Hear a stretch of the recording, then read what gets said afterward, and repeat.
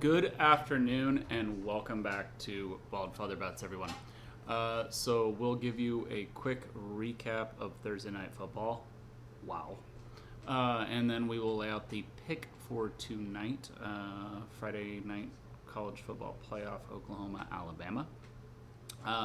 And then add one play for NFL Sunday as well. But first, please make sure you're subscribed to the channel, notifications on, so you know when we post, and make sure you have your settings to notify when we make community posts. We made a halftime play last night in a community post forum, and that would have been the way that you guys would have seen that. And then give the video some love. Anything you can do to help us grow our subscriber base, get into the YouTube algorithm, reach more people, that's the one thing we ask. Never charge for these picks. Like all the videos, watch them to the full extent, share them around, comment on them.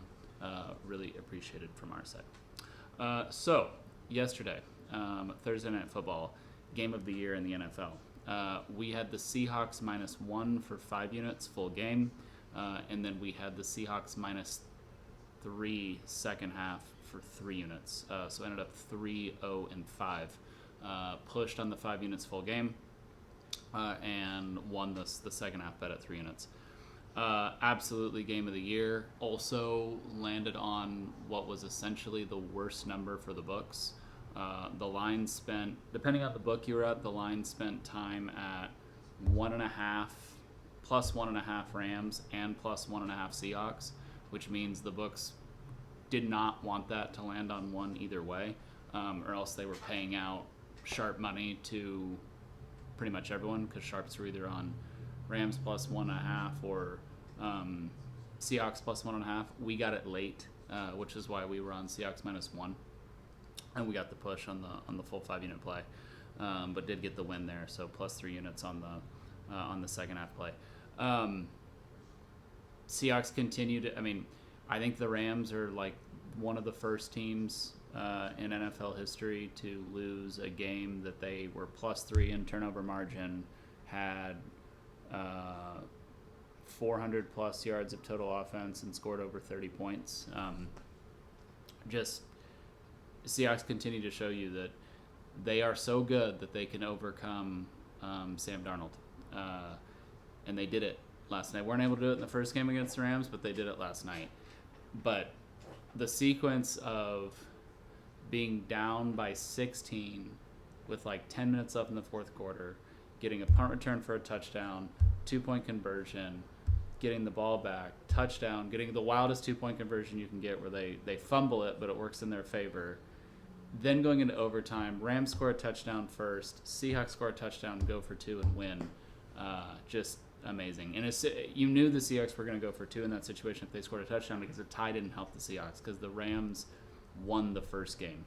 So had they tied, then the Rams still would have held the tiebreaker against them. The Seahawks needed to win and actually go a game up in the division, and that also plays in perfectly to what we talked about in our futures, that we really liked the San Francisco 49ers to potentially win that division. They play the Seahawks last game of the year, and they are 1 game behind. They would not have the opportunity to play the Rams for the remainder of the season. So. Everyone loving the Seahawks right now, as they should. They're getting their flowers. Let's see how it turns out for the end of the year. But again, 3-0-5. 5 units pushed, 3 units won, and it's lost for us last night. Okay. College football playoff. Oklahoma, Alabama. We have not given out this pick yet because we didn't make it until today. This is very, very few times since I've been doing this, which is about 5 years now. This is the 2nd year publicly. Do you run into a situation where you truly have a coin flip, where you truly have a toss-up? Usually your model, your indicators, whatever the strategy is that you use, the strategy is that we use, it tells you there is a side. There's different confidence level intervals, which is why we have different unit plays, but it tells you that there is a side. This is the first time this year, and probably the most true 50-50 that I can remember in years. There is no model lean. There is no indicator lean. It is 100% a 50-50 split. So in those rare opportunities, I get to make a pick on what I think is going to happen. I saw a lot of people this week talk about getting Jam Miller back and believing that Alabama would have the opportunity to run the ball with that. If Alabama gets Jam Miller back and they run the ball, they will win the game. I am struggling to see how Jam Miller gives Alabama any sort of advantage to run the ball against what is maybe top 5. I'm not talking stats. I'm talking about like when you actually watch them, they play the game. Top 5 run defense in college football. I also, on the flip side, have seen a lot of people talking about how they think Mateer will play better in this game. They're like, the hand has continued to heal. Well, the hand continued to heal throughout the season, and you could make an argument the LSU game was Mateer's worst game that he played all season long. The Oklahoma offense, from a passing standpoint, has regressed. However, so has the Alabama passing offense. Ty Simpson, whether it's due to health, whatever it is, that passing offense has gotten worse and worse and worse and worse as the season has gone on, and the rushing offense has remained completely flat, and flat as in it sucks. It's remained flat in the 100s out of 100 and some odd 36 FBS teams. So really, we don't see a path for either of these offenses to do anything. So then it comes down to defense and special teams. I think Alabama is excellent in the secondary. I think they have a better secondary than Oklahoma. If you're going to get Oklahoma, you can get them on the back end.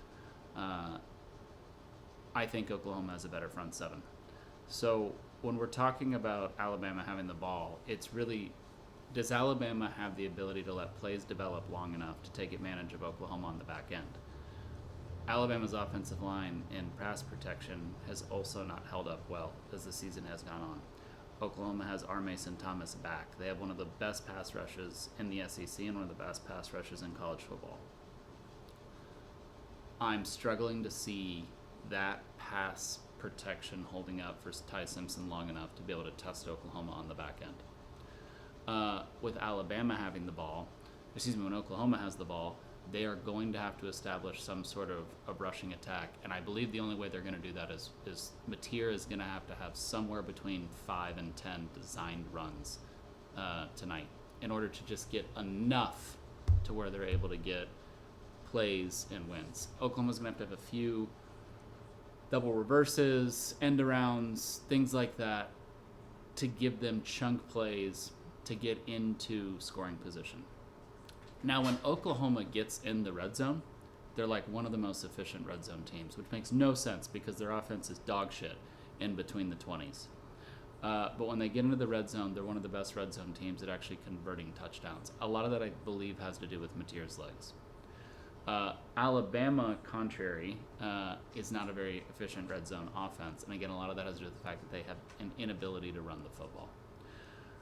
Ultimately, this came down to two things as to why we made the pick that we're going to give. It came down to home field advantage.